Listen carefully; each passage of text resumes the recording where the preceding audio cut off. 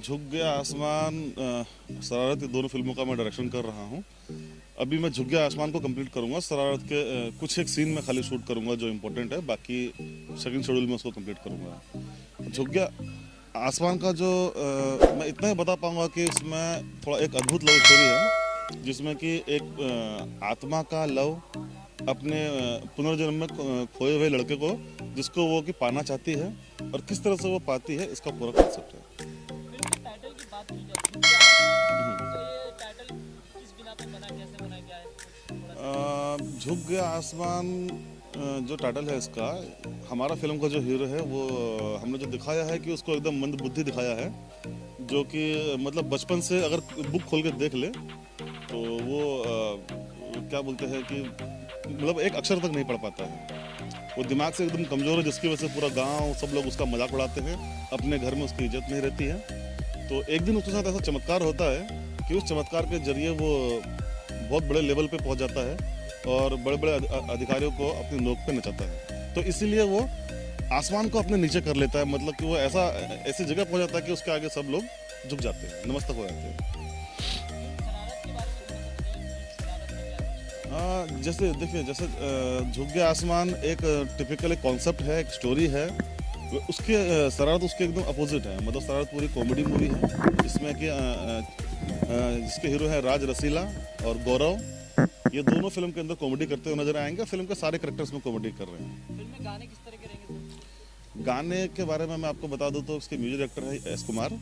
दोनों गानों के म्यूजिक डायरेक्टर एस कुमार हैं और कबीर करके हैं। तो इन्होंने जो गाने लिखे, हमने एक एक गाने को अच्छे से सुन के और अच्छे से फाइनल करके सुने हैं।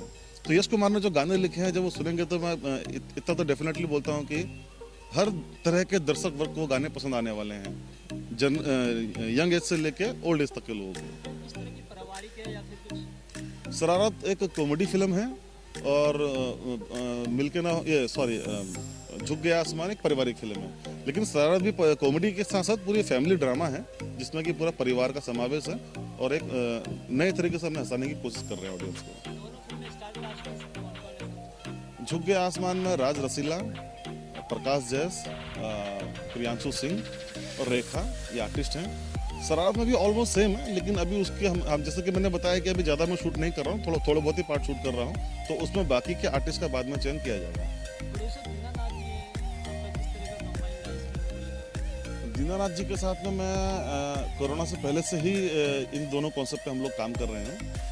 और अब क्या बोले हैं कि काफ़ी डिस्कशन होता था उनके हमारे बीच में, कैसे करना है, क्या करना है। काफ़ी हमने लोकेशन हंटिंग की है। मतलब अभी पूरा न्यू बॉम्बे, विरार, मुंबई में ही हम लोग को शूट करना था। तो ऑलमोस्ट हमने मतलब कि पूरा मुंबई का खाक छान मार के इतनी खूबसूरत वादियों में भी हम लोग शूट कर रहे हैं। अगर फिल्म की बात की जाए सर, कितने सालों से इनके साथ फिल्म बना रहे हो? दीनानाथ जी के साथ में एज ए डायरेक्टर ये मेरी स्टार्टिंग ही है, पहली और दूसरी मूवी बोल सकते हैं। इससे पहले इनके बैनर में मैं एज ए एसोसिएट डायरेक्टर काम किया था। इनकी मूवी का नाम है चिराग। तो वहाँ पे शायद इनको मेरा काम करने का तरीका अच्छा लगा और उसके बाद में अभी मैंने हीरिये करके एक मूवी कंप्लीट की। एक पटना के बाबू मेरी मूवी कंप्लीट है। और प्रेम राय जी की, जैसे कि मैं जाने मन 2 कर रहा हूँ कल्लू जी को लेके।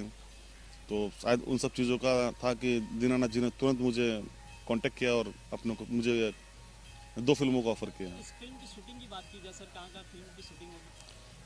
शूटिंग तो हम लोग मुंबई में ही करेंगे, महाराष्ट्र के अंदर ही करेंगे। अभी हम एक खार घर में पनवेल साइड में कर रहे हैं।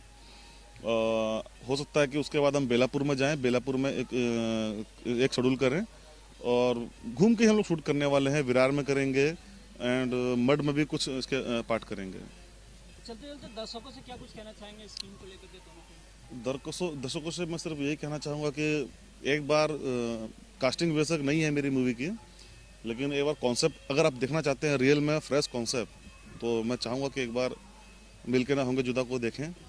वो देखने के बाद आप जो शरारत देखेंगे तो वो उसका एकदम अपोजिट, लेकिन उसमें भी एक फ्रेश कॉन्सेप्ट। मतलब कि जैसे सुनने में आता है कि भोजपुरी में ऑडियंस लोग फिल्म देखने जाते हैं और पहले ही अगला सीन वो बता देते हैं। तो मैं इतना तो श्योर हूँ कि ये दोनों फिल्मों का अगला सीन ऑडियंस नहीं बता पाएगी, क्योंकि हटकर स्टोरी है। ये फिल्म कब तक दर्शकों को देखने को मिलेगी सर, कब तक कंप्लीट हो जाएगी? अभी हमारी कोशिश तो है कि जैसे आज हमने फिल्म का शूटिंग स्टार्ट किया है, तो 6 महीने तक, पूरी 6 महीने के अंदर सब कुछ, मतलब ओवरऑल पोस्ट प्रोडक्शन सब कुछ कंप्लीट करके ऑडियंस तक हम लोग पहुंचा सकें। उसके बाद देखते हैं क्या हो पाता है।